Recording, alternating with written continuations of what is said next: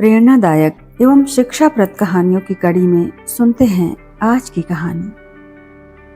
एक वैज्ञानिक ने एक टिड्डे को पकड़ा और उसे अपनी आवाज पर छलांग लगाना सिखाया। वैज्ञानिक की आवाज सुनते ही वह जोर से छलांग लगाता। एक दिन वैज्ञानिक ने उसकी एक टांग तोड़ दी और बोला, कूदो। टिड्डा कूदा, लेकिन अब टिड्डे की छलांग की दूरी पहले से कम हो गई थी। वैज्ञानिक ने उसकी दूसरी टांग तोड़ दी और फिर बोला, कूदो। अब की छलांग और कम हो गई। एक एक करके बेचारे टिड्डे की सारी टांगें तोड़ दी गईं। आखिरी टांग टूटने पर जब उसने कहा कूदो, तो टिड्डा हिल भी नहीं पाया। वैज्ञानिक ने अपना निष्कर्ष अपनी डायरी में लिखा कि जब मेढक की एक टांग तोड़ी गई तो वह बहरा हो गया। उसकी दूसरी टांग तोड़ी गई तो वो और बहरा हो गया।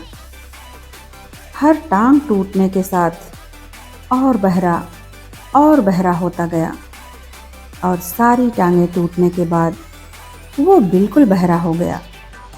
जोर जोर से चिल्लाने का भी उस पर कोई असर नहीं हुआ। दोस्तों, इस कहानी को सुनकर सभी को ऐसा लग रहा है ना कि क्या मूर्ख वैज्ञानिक था। इतनी सीधी सी बात उसे समझ नहीं आ रही थी।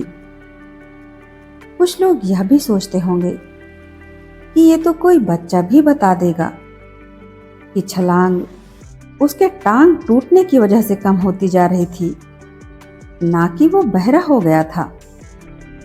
पर दोस्तों, हम सभी जीवन में कई बार ऐसे ही मूर्ख बन जाते हैं। कई बार जीवन में दो घटनाएं एक साथ ऐसे घटती हैं कि उनका एक दूसरे से कोई संबंध होता ही नहीं, फिर भी ऐसा लगता है कि गहरा संबंध है। कभी कभी दिखता कुछ और है, हमें समझ कुछ और आता है और वास्तव में होता कुछ और है। इसलिए अगर अपने निर्णय पर पछताना नहीं है तो जल्दबाजी में कोई निर्णय ना लें। हमेशा समझदारी से काम लें, सावधानी बरतें, नतीजे सोच विचार कर ही निकालें। धन्यवाद।